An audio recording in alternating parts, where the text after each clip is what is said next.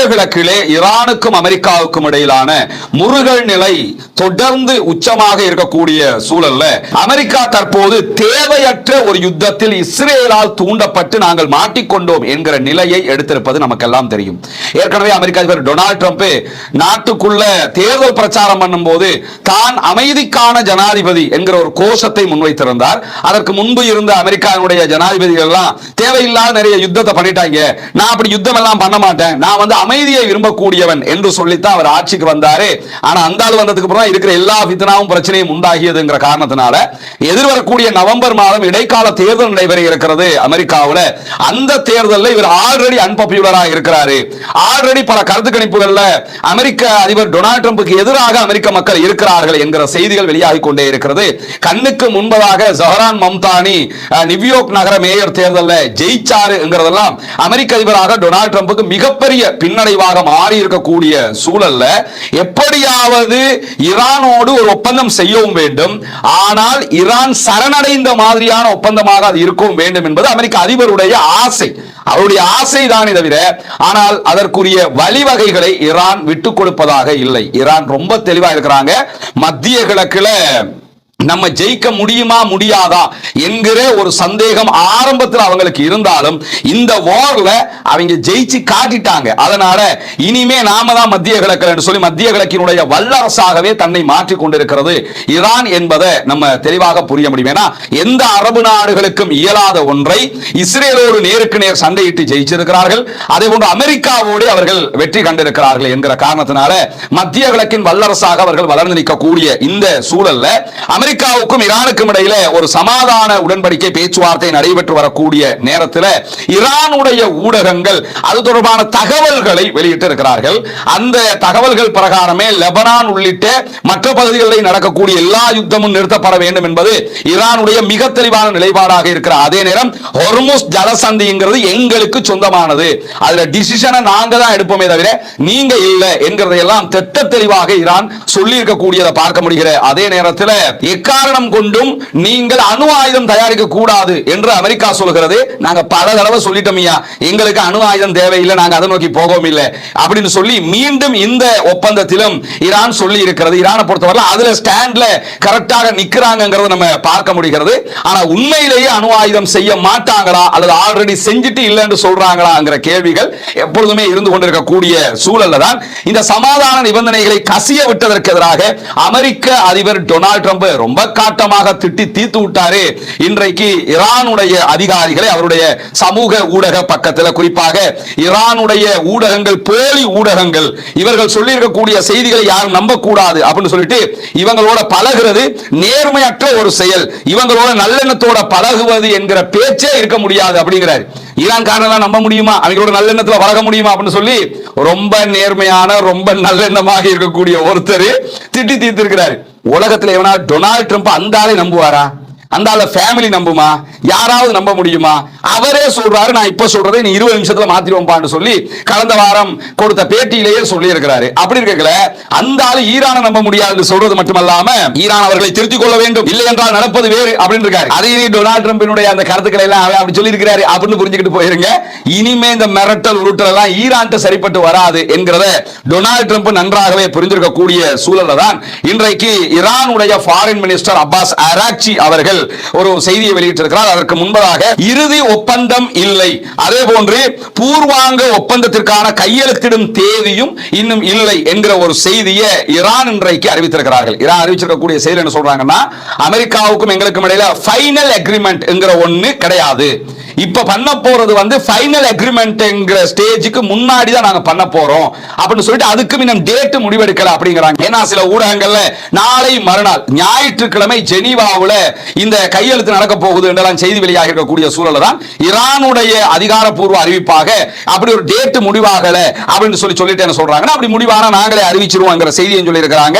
கடந்த 72 மணி நேரங்களாக மத்திய கிழக்கு ஒரு சூடான சூழலாகவே இருக்கிறது. எந்த நேரத்திலும் ஈரான் மீது நாங்க தாக்குவோம் அமெரிக்கா சொல்றாங்க. அதே நேரத்தில் அமெரிக்காவுடைய இலக்குகள் மேல ஈரான் தாக்குதல்களை நடத்தி கொண்டே இருக்கக்கூடிய சூழல்ல தான் இந்த செய்திகள் வெளியாகி கொண்டிருக்கிறது. ஈரான் ஒரு ஒப்பந்தத்தை மறுக்கவில்லை, ஆனால் அதுக்கு டேட் இல்லை அப்படின்னு சொல்லி சொல்றாங்க.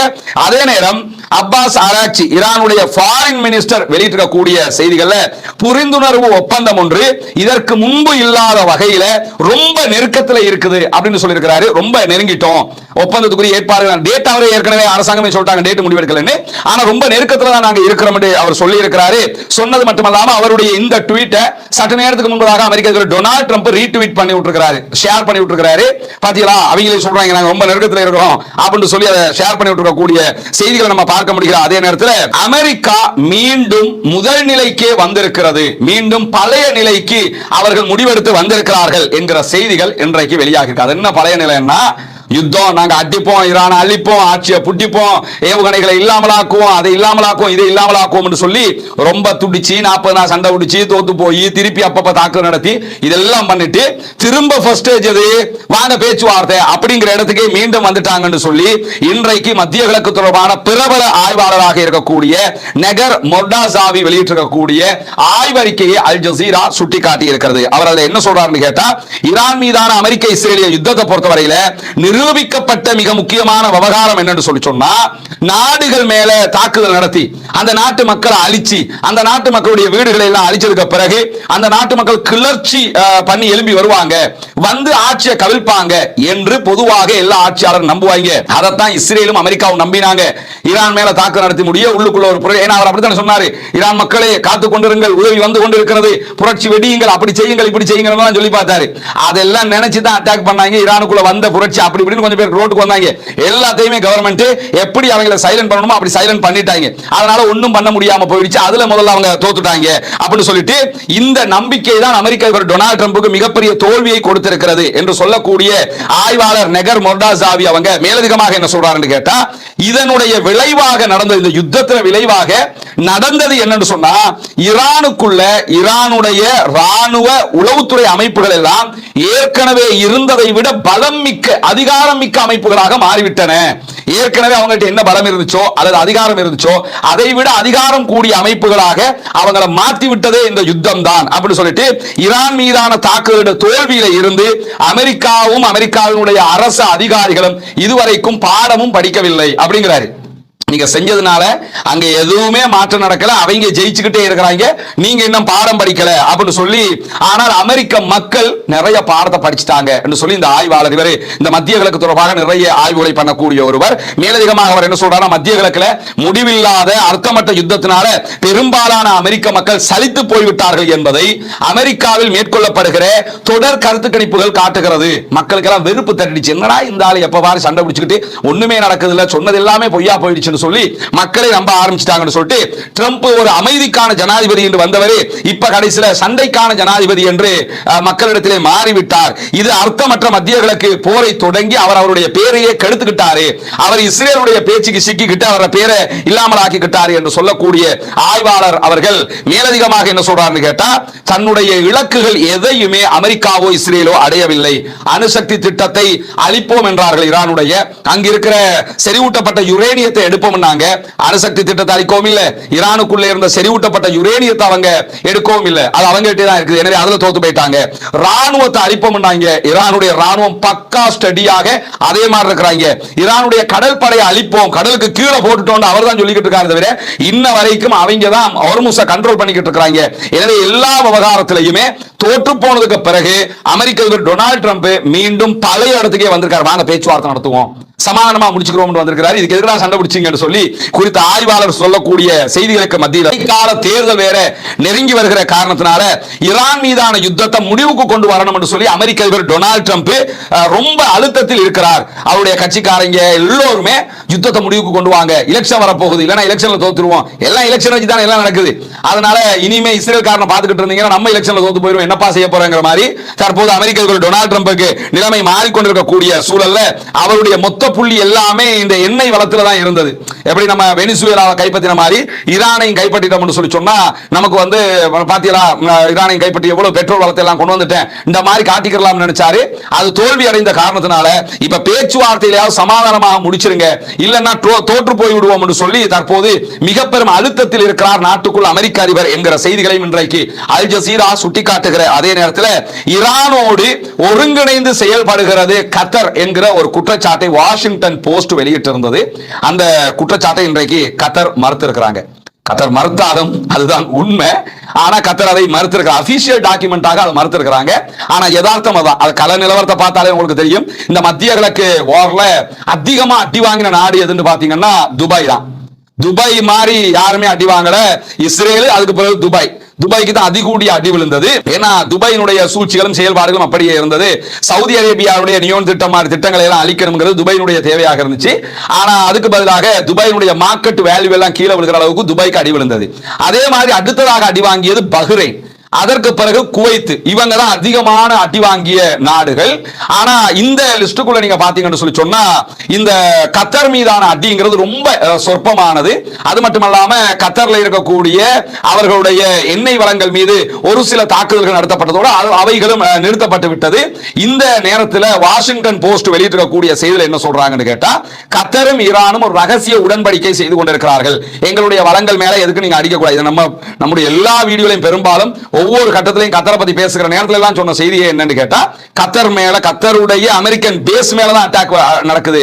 கத்தர்ல அமெரிக்கன் பேஸ் அடிக்கணுங்கிறது கத்தருக்கே தேவையா இருக்குது. அதனால உதை போட்டு இருக்கக்கூடிய மத்திய கிழக்குல மிகப்பெரிய அமெரிக்க தளம் இருக்கிறது கத்தர்ல. 10,000 அமெரிக்கன் போர்சஸ் கத்தர்ல உதை போட்டுல இருக்கிறாங்க. அதை இல்லாமல் ஆக்குறதான் கத்தருக்கு தேவையாகவே இருக்கிறது. அதனால நீ அடிக்கிறதெல்லாம் அமெரிக்கன் இதுக்கே பேஸுக்கே அடிச்சுக்க, எங்களுக்குள்ள எங்கேயும் அடிச்சிடாத. ரஸ்லபானுக்கு அடிச்சதோட இனிமே ரஸ்லபானுக்கும் அடிக்காதீங்க அப்படின்னு சொல்லி கேட்டுக்கிட்டாங்க. அந்த அடிப்படையில தான் ரெண்டு நாடுமே ஒருங்கிணைஞ்சு செயல்பட்டு இருக்காங்க. குறிப்பாக நீங்க பார்க்கலாம், எல்லா நாடுகளையும் சமாதானம் பேச வர்ற கத்தர் ஆரம்பத்தில் ஈரானுக்கும் அமெரிக்காவுக்கும் சமாதானம் பேச வரல. பாகிஸ்தான் தான் உள்ள வந்தாங்க. பாகிஸ்தானை உள்ள அனுப்பினாலே சவுதி அரேபியா வழியாகத்தான். பிறகு நேரடியாக கத்தரே களத்துக்கு வந்துட்டாங்க. 2-3 நாட்களுக்கு முன்பதாக கத்தருடைய அதிகாரிகள் ஈரானுக்கு போனாங்க. ஈரானுடைய தலைவர்கள் கத்தருக்கு வந்தாங்க. அவங்க நெருக்கமான உறவுகளை வலுப்படுத்தி கொண்டார்கள். ஏன்னா கத்தருக்கு ஒரு நன்றி உணர்வும் இருக்கிறது. ஏற்கனவே கத்தர் மேல சவுதி அரேபியா ஒரு பெரிய பொருளாதார தடையை விதிச்ச நேரத்தில் உடனடியாக கத்தருக்கு எல்லா உதவிகளையும் செஞ்சது யாருன்னு கேட்டா ஈரான் தான் பண்ணாங்க. அதனால ஈரான் மேல ஒரு ஆல்ரெடி அவங்களுக்கு ஒரு விசுவாசமும் நன்றி உணர்வும் இருக்கிறது. அந்த அடிப்படையில் ரெண்டு தரப்பும் பேசிக்கிட்டு தான் இதெல்லாம் பண்றாங்கிறது அப்படி வெளிப்படையாகவே தெரிஞ்சு கொண்டிருந்த நிலையில வாஷிங்டன் போஸ்ட் ரெண்டு பேருக்கு இடையில ஒரு ஒப்பந்தம் இருக்குது அப்படின்னு சொல்லியே செய்தி ஆகிட்டா உடனே கத்தர் என்ன பண்ணிருக்காங்கன்னு கேட்டா, அந்த குற்றச்சாட்டு அதை நாங்க மறுக்கிறோம் மறுத்தாலும் அதுதான் யதார்த்தம்ங்கிறத நம்ம புரிஞ்சுக்கிறோம். கத்தர் ஈரானோடு ஒருங்கிணைந்து தான் செயல்படுகிறார். ஏன்னா கத்தரை பொறுத்தவரையில அமெரிக்காக்கார மத்திய கிழக்கு ஆடுறதை விட, அமெரிக்கா உள்ள வந்ததுன்னா ஈரான் அடிச்சு நொறுக்கிட்டா முழு மத்திய கிழக்கும் இஸ்ரேலுடைய அதே மாதிரி அமெரிக்காவுடைய கட்டுப்பாட்டு கீழே வந்துடும். அதைத்தான் ஏற்கனவே சவுதி அரேபியாவினுடைய 20 ஆண்டு காலம் டிஃபென்ஸுக்கு பொறுப்பாக இருந்த இளவரசர் அவங்க கூட என்ன சொல்லி இருந்தாருன்னு கேட்டா, இந்த யுத்தத்தில் அமெரிக்காவும் இஸ்ரேலும் தோத்தில்லை என்று சொல்லி சொன்னா, ஈரான் ஜெயிச்சில்லை என்று சொல்லி சொன்னா முழு மத்திய கிழக்குமே அவங்களுடைய கண்ட்ரோலுக்கு போயிடும். இஸ்ரேலுக்கு கீழே தான் எல்லாரும் ஆயிருக்கும். இப்ப இஸ்ரேலுக்கு கீழே யாரும் இல்லை. சவுதியா இருக்குது, மற்ற நாடுகளா இருக்கு. ஈரான் அவங்க ஜெயிச்சிருக்கிறாங்க, அப்பர் ஹேண்டாக இருக்கிறாங்க. இந்த நிலைமை தான் இருக்கு. அதனால சவுதி அரேபியாவோ அல்லது யாரோ மத்திய கிழக்குல அமெரிக்காவா ஈரானாண்டா ஈரானுங்கிற நிலைக்கு வந்துட்டாங்க. துபாய், யுஏஇ, அதே மாதிரி பஹ்ரைன், குவைத்தை தவிர. அதனாலதான் இவங்க மேல அட்டாக் ரொம்ப குறைவாக இருந்தது என்கிற நிலையில தான் இந்த அறிவிப்பை நாங்க மறுக்கிறோம் சொல்லி இன்றைக்கு கத்தார் சொல்லி இருக்கக்கூடிய நிலையில தான் தெற்கு லெபனான் பகுதிகளில் இஸ்ரேல் இன்றைக்கு தாக்குதல்களை நடத்தி வரக்கூடிய சூழல்ல இன்றைக்கு லெபனான்ல இருக்கக்கூடிய இஸ்ரேலிய ஆக்கிரமிப்பு ராணுவத்திற்கு எதிராக ஹிஸ்புல்லாக்களும் மிக கடுமையான பதிலடி தாக்குதல்களை வழங்கி இருக்கிறார்கள். தெற்கு லெபனான்ல இருக்கக்கூடிய மஜித் ஜூன் என்கிற பகுதிகளில் நகரத்துக்கு அருகாமையில் இஸ்ரேலிய ஆளில்லா விமானங்கள் மீது தாக்குதல்கள் நடத்தப்பட்டிருக்கிறது. அதே போன்று இஸ்ரேலுடைய ராணுவ நிலைகள் மீது ராக்கெட் தாக்குதல்களை நடத்தி இருக்கிறது ஹிஸ்புல்லாக்கள். இஸ்ரேலுடைய கவச வாகனங்கள் 12 கவச வாகனங்கள் மேலே இன்றைக்கு அட்டாக் பண்ணி இருக்கிறதாக ஹிஸ்புல்லாக்கள் வெளியிட்டிருக்கக்கூடிய செய்திகளை சொல்லி இருக்கிறது மட்டுமல்லாம தரையில இருந்து வான்வழியாக ஏவக்கூடிய ஏவுகணைகள் மூலமாக இஸ்ரேலுடைய ஹேம்ஸ் 450 வகையான ஆளில்லா விமானம், பெரிய உளவு பார்க்கிற விமானம், அதை சுட்டு வீழ்த்தி இருக்கிறாங்க என்கிற செய்திகள் எல்லாம் வெளியாகி இருக்கக்கூடிய காட்சிகளை நம்ம பார்க்க முடியும். அதே நேரம் இன்றைக்கு ஷமா நகரத்தில் இருந்து நகர்ந்து கொண்டிருந்த மெர்காவா டேங்குகள்ல 2 டேங்குகளையும் அழித்திருக்கிறோம் என்கிற செய்திகளையும் லெபனானில் இருக்கக்கூடிய ஹிஸ்புல்லாக்கள் தங்களுடைய உத்தியோகபூர்வ பக்கங்கள்ல செய்தியாக வெளியிட்டிருப்பதை நம்ம பார்க்க முடியும். எனவே தொடர்ந்தும் ஈரான் எது நடந்தாலும் எங்களுடைய வெற்றியை நாங்கள் தக்க வைப்போம் என்பதில் உறுதியாக இருக்கிறார்கள். அமெரிக்க அதிபருக்கு வேற வழியே இல்லை. இனி ஒரு சமாதான உடன்படிக்கையோடு மத்திய கிழக்கை விட்டு அவர் வெளியேறுவதற்கு தான் எத்தனிக்கிறார் என்பதை நாம் புரிந்து கொள்ள முடியும். தொடர்ந்து இணைந்திருங்கள் ரஸ்மின் மயசி நியூஸ் மற்றும் ரஸ்மின் டாக்ஸ் ஆகிய 2 சேனல்களோடு வெளிவரக்கூடிய செய்திகளை உடனுக்குடன் உண்மையான செய்திகளை உங்களுக்கு கொண்டு வந்து தருவதற்கு நாம் தயாராக இருக்கிறோம் என்கிற செய்திகளோடு ஆக்கிரமிப்பு ஓய வேண்டும், ஆக்கிரமிப்பாளர்கள் ஓய வேண்டும் என்கிற உயரிய பிரார்த்தனைகளோடு ஆக்கிரமிப்பாளர்களுக்கு எதிராக தொடர்ந்தும் ஜனநாயக ரீதியாக குரல் பூமாக வாக்குதா. அல்ஹம்துலில்லாஹி ரப்பில்